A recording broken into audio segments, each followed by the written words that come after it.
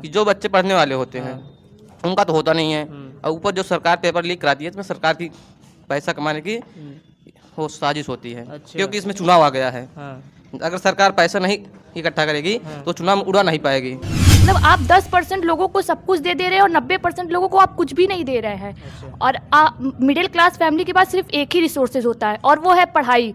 अब आप एजुकेशन में भी ये सब चीज़ें डाल रहे हैं तो मिडिल क्लास वाले बच्चों के पास सिर्फ एक ही ऑप्शन होगा, वो भी सुसाइड। उसके बाद आप ब्लेम करते हैं कि बच्चे ये नहीं कर सकते, बच्चे ये नहीं कर सकते। आप ब्लेम करते हैं मैंने आपको सब कुछ दिया, कहाँ से दिया? आप पेपर भी करा रहे, उसमें भी आप लीक करवा दे रहे हैं। आप एडमिनिस्ट्रेशन किस बात के हैं? तब तो आपको कोई ज़रूरत नहीं एडमिनिस्ट्रेशन की, कुछ भी नहीं होना चाहिए। आप कहते हैं कि इंडिया एक डेमोक्रेटिक कंट्री है, कहाँ से दिखती है डेमोक्रेटिक? हमें तो नहीं दिखती है। इस सब चीज़ों में सिर्फ एक ही क्लास का नुकसान होता है, वो है मिडिल क्लास। क्योंकि मिडिल क्लास वाले लोगों के पास पैसा नहीं होता कि वो कोई बिजनेस स्टार्टअप कर सके या कुछ भी कर सके। उनका रिसोर्सेज होता है कि वो पढ़ें और एग्ज़ाम दें और एग्ज़ाम क्वालिफाई करें। आप अब एग्ज़ाम भी अनबायस्ड तरीके से नहीं करवा पा रहे हैं तो इसका कोई ऑप्शन, ये सारे बच्चों को सिर्फ प्राइवेट सेक्टर की तरफ भागना चाहिए और गवर्नमेंट सेक्टर की कोई ज़रूरत नहीं, सारे गवर्नमेंट सेक्टर को क्लोज कर देना चाहिए। एग्ज़ाम ही नहीं होना चाहिए किसी चीज़ का। सर कंटिन्यू 12-12 घंटे हम लोगों ने बच्चों को पढ़ाया है सिलेबस ख़त्म करने के लिए। सिलेबस किया, टेस्ट पेपर कराया। सर इतनी मेहनत करने के बाद हम लोगों को भी तो तकलीफ़ होती है सर कि कोई ऐसी परीक्षाओं में इतनी बड़ी परीक्षाएं थी उस पर लीक हो रहे हैं। बच्चे क्या करेंगे? बहुत सारे बच्चे डिस्टर्ब हैं। कितने लोग तो बच्चे 12-12 यहाँ 12 घंटा पढ़ने के बाद जाके 8-8 घंटा लाइब्रेरी पढ़ रहे हैं। मतलब 18-18 घंटे पढ़ने के बाद उनके साथ ये कंडीशन आ रही है। सर जैसे पिछले मतलब जैसे प्रीवियस ईयर क्वेश्चन जो भी थे उससे क्वालिफाइड हमेशा रहते थे, बट जिस तरह से पेपर लीक कर दिए हैं उससे तो यही लग रहा है ना कि कुछ लोग इतना ज़्यादा मार्क्स ले आएंगे कि हम लोग का नंबर ही नहीं आएगा उसके आगे। इंतजार के बाद यूपीपी पुलिस भर्ती की नोटिफिकेशन आया। लगभग 60,000 से ज़्यादा पदों पर रिक्तियां भरी जानी थी। इतने लंबे इंतज़ार के बाद बच्चों में काफ़ी ज़्यादा उत्साह आया। लगभग 50 लाख बच्चों ने आवेदन किया और 48 लाख से ज़्यादा बच्चे 17 और 18 फरवरी को होने वाली यूपीपी भर्ती की परीक्षा में सम्मिलित हुए। और बता दें कि 17 और 18 तारीख से ही यूपीपी ट्रेंड पर करने लगा। एक्स यानी ट्विटर पर काफ़ी ट्रेंडिंग होने लगा। तब बढ़ गया जब 18 तारीख के बाद पेपर लीक को लेकर के मामला तूल पकड़ लिया। एक्स पर यूपीपी री एग्ज़ाम, यूपीपी पेपर लीक काफ़ी ज़्यादा ट्रेंडिंग में आ गया। न सिर्फ उत्तर प्रदेश बल्कि दिल्ली से भी काफ़ी ज़्यादा इसमें गहमा गहमी देखने को मिली। अभी हाल ही में यूपी आरओ पेपर लीक का मामला काफ़ी ज़्यादा ट्रेंडिंग में चल रहा है। आज हम हैं एक कोचिंग संचालक के पास से, यहाँ जानने की कोशिश करेंगे क्या है यूपीपी पेपर लीक का मामला और बच्चे किस प्रकार से मानसिक और शारीरिक रूप से परेशान हो जाते हैं जब किसी भी परीक्षा लीक होती है। तो सर क्या है यूपीपी का पूरा मामला? सर जैसा कि बच्चे अभी 17-18 तारीख को एग्ज़ाम था, 2 शिफ्ट में था, 17 को 2 भी था और 18 को भी 2 शिफ्टों में था। लेकिन बच्चों का कहना है कि सर जो 18 तारीख का सेकंड शिफ्ट का पेपर था वो 17 को ही शाम को लीक हो गया। अच्छा। और जब वो 18 तारीख को एग्ज़ाम दे के बच्चे बाहर निकले तो जो भी क्वेश्चंस के आंसर्स दिखाए गए थे वो सेम मैच कर गए, क्वेश्चन सहित मैच कर गए। इसका मतलब ये था, और विद इन हैंड राइटिंग में नहीं, बहुत सारे पेपर में तो ऐसा निकल के आया कि जो है रेड से क्वेश्चन लिखा गया और ब्लैक से आंसर लिखा गया।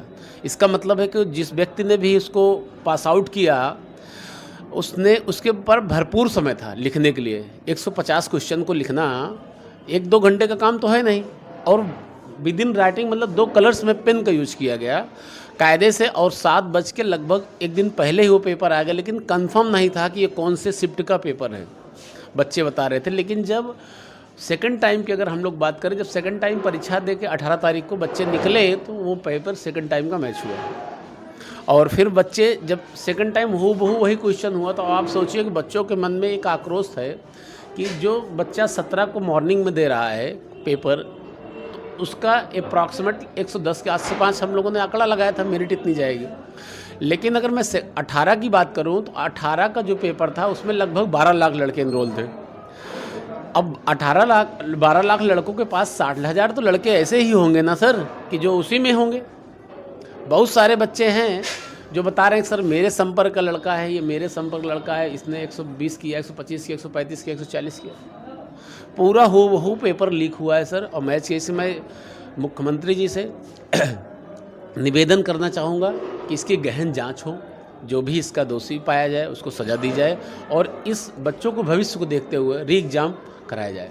सर, बच्चों को किस प्रकार से मानसिक और शारीरिक रूप से परेशानी झेलना पड़ता है जब वो साल 2 साल 3 साल तैयारी करता है, फिर अचानक से जब खबर आती है कि पेपर लीक हो गया है? सर लगभग हम लोग यहाँ हम देख रहे हैं, अभी हम लोगों ने यूपी पुलिस का 27-28 तारीख से क्लासेस स्टार्ट की थी। सर कंटिन्यू 12-12 घंटे हम लोगों ने बच्चों को पढ़ाया है सिलेबस ख़त्म करने के लिए, सिलेबस किया, टेस्ट पेपर कराया। सर इतनी मेहनत करने के बाद हम लोगों को भी तो तकलीफ़ होती है सर कि कोई ऐसी परीक्षाओं में इतनी बड़ी परीक्षाएं थी उस पर लीक हो रहे, बच्चे क्या करेंगे? बहुत सारे बच्चे डिस्टर्ब हैं। कितने लोग बच्चे 12-12 यहाँ 12 घंटा पढ़ने के बाद जाके 8-8 घंटा लाइब्रेरी पढ़ रहे हैं, मतलब 18-18 घंटे पढ़ने के बाद उनके साथ ये कंडीशन आ रही है। तो बच्चों के साथ तो बहुत अन्याय हुआ है और इस चीज़ को ध्यान में रखते हुए सभी को एकजुट होकर री एग्ज़ाम की मांग करनी चाहिए। अब हम कुछ बच्चों से भी बात करेंगे, उनसे जानने की कोशिश करेंगे कि क्या परेशानियां उठानी पड़ती है और क्या है पूरा यूपीपी री एग्ज़ाम या यूपीपी पेपर लीक का मामला। अब मैं एक क्लासरूम में हूं और बता दूं यहाँ पे बच्चे यूपी पुलिस के अभ्यर्थी भी हैं, कुछ यूपी पुलिस की तैयारी कर रहे हैं, कुछ दे करके आए हैं, कुछ और एसएससी के बच्चे हैं। अब बता दें, इनसे जानने की कोशिश करेंगे यूपीपी पेपर लीक का क्या है मामला और पेपर लीक जैसी चीज़ें बच्चों के मानसिक और शारीरिक रूप से कैसा असर डालते हैं। हम इनसे इन बच्चों की ज़ुबान से सुनेंगे और इनसे इनकी कहानी सुनेंगे। तो आइए चलिए सुनाते हैं आपको बच्चों की कहानी। आओ, ये बताइए, ये जो पेपर लीक होता है, पेपर लीक से बच्चों के ऊपर कैसा प्रेशर पड़ता है और क्या झेलता है वो बच्चा? इसमें तो सीधा सीधा यह असर दिखता है कि जो बच्चे पढ़ने वाले होते हैं उनका तो होता नहीं है, और ऊपर जो सरकार पेपर लीक कराती है इसमें सरकार की पैसा कमाने की वो साजिश होती है। अच्छा। क्योंकि इसमें चुनाव आ गया है। हाँ। अगर सरकार पैसा नहीं इकट्ठा करेगी तो चुनाव में उड़ा नहीं पाएगी। तो आप सीधे से कह रहे हैं कि पेपर लीक जैसे मामले चुनाव में फंडिंग के लिए भी इस्तेमाल किए जाते हैं? हाँ बिल्कुल, नहीं तो इतनी जनसंख्या है, 2 दिन के अंदर क्या जरूरत थी इनके पेपर कराने की? अच्छा। पहला नंबर, अगर इस पे 2 दिन कराते हैं तो एक शिफ्ट का मान लीजिए पेपर लीक होता, थोड़ा बहुत होता है, तो इसमें चारों कैसे हुआ? वो भी एजेंसी से। इसमें सरकार की साजिश है ना। डायरेक्ट आयोग से पेपर लीक हुआ? बिल्कुल, इसमें तो यही है ना, बिल्कुल साजिश है कि आयोग ही इसमें जो पेपर लीक किया है। जो पेपर लीक जैसे मामले होते हैं वो किसी भी परीक्षा हो, कैसी भी परीक्षा हो, जो पेपर लीक, चाहे वो 10th हो, चाहे 12th हो, चाहे एसएससी हो, बैंक हो, रेलवे हो, कोई भी परीक्षा हो, पेपर लीक जैसे मामले बच्चों पर क्या असर डालता है? सर बच्चों पर ये असर डालता है कि वो सर जो पढ़ते हैं सर उनके लिए तो बहुत घाटा है सर। और जो न पढ़ने वाले वो पैसा देकर सर हो जाते हैं, न पढ़ने वाले के लिए तो बहुत घाटा है सर। बहुत ज़्यादा घाटा है सर। मानसिक रूप से काफ़ी ज़्यादा परेशानियाँ उठा बहुत ज़्यादा सर। एक जैसे जो गांव देहात से बच्चा आता है, 18 घंटे पढ़ता है, 12 घंटे पढ़ता है, उस पर क्या असर पड़ता है? सर उस पर यही असर पड़ता है कि सर वो इतने रात दिन करके मेहनत करके सर पढ़ाई कर रहा है, और जो टहलने घूमने वाले बच्चे हैं सर वो पैसा दे के सर सिलेक्शन ले रहे हैं सर। इससे क्या पढ़ने वाले तो सर पिछड़ ही जा रहे हैं ना सर। इससे क्या होगा सर? हम लोग भी पढ़ाई छोड़ दे सर, जाए पैसा कमाने सर, हम लोग भी पैसे दे के हो जाएँ सर। पढ़ने लिखने से क्या मतलब है सर? सर पेपर लीक जैसे मामले बच्चों पर क्या असर पड़ता है? सर मैं तो यही कहूँगा सर कि जैसे कि मैंने सर जो बच्चे ऐसे बच्चे थे जो रोते नहीं थे सर, वो पेपर लीक के बाद रो दिए सर। तो वैसे आप लोग समझ सकते हैं कि कितने मेंटली प्रेशर में बच्चे इस टाइम हैं। कभी ना रोने वाले बच्चे भी पेपर लीक के बाद रो दिए सर। इतने मतलब कि हार्ड माइंडेड वाले बच्चे भी अगर रो दिए तो सर हम जो नहीं एग्ज़ाम दिए वो भी समझ सकते हैं कि सर किस हिसाब से सर मेंटल प्रेशर इस टाइम हमारे इस बच्चों पर पड़ रहा है सर, हमारे भाइयों और दोस्तों पर। तो क्या डिमांड है आपकी?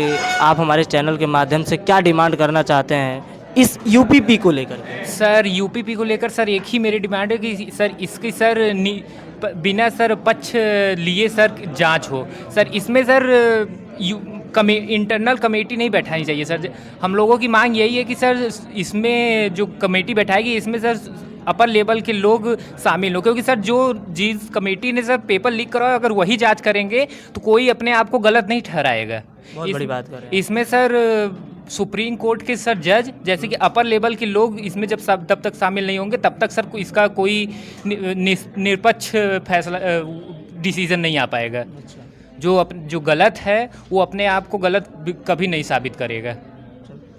तो सीधे से बच्चों की मांग है कि हाई कोर्ट या सुप्रीम कोर्ट के जो रिटायर्ड जज है उनके अंडर में ये सारी जांच प्रक्रिया होनी चाहिए, ताकि जो निष्पक्ष रूप से जो भी चीज़ें हो वो बाहर निकल सके और पेपर लीक जैसे जघन्य अपराध पर रोक लग सके। कुछ बच्चियां भी हमारे साथ हैं, उनसे बात करेंगे, उनसे जानने की कोशिश करेंगे आज के समय में जो गांव की बच्चियां हैं, जो छात्राएं हैं, वो कैसे निकल करके दिन रात मेहनत करती हैं। उसके बाद पेपर मैम पेपर लीक जैसे मामले एज अ छात्रा कितना कमज़ोर कर देता है?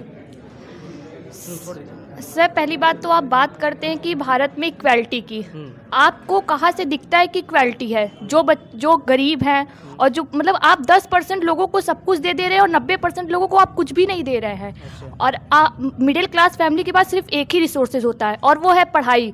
अब आप एजुकेशन में भी ये सब चीज़ें डाल रहे हैं तो मिडिल क्लास वाले बच्चों के पास सिर्फ एक ही ऑप्शन होगा, वो भी सुसाइड। उसके बाद आप ब्लेम करते हैं कि बच्चे ये नहीं कर सकते, बच्चे ये नहीं कर सकते।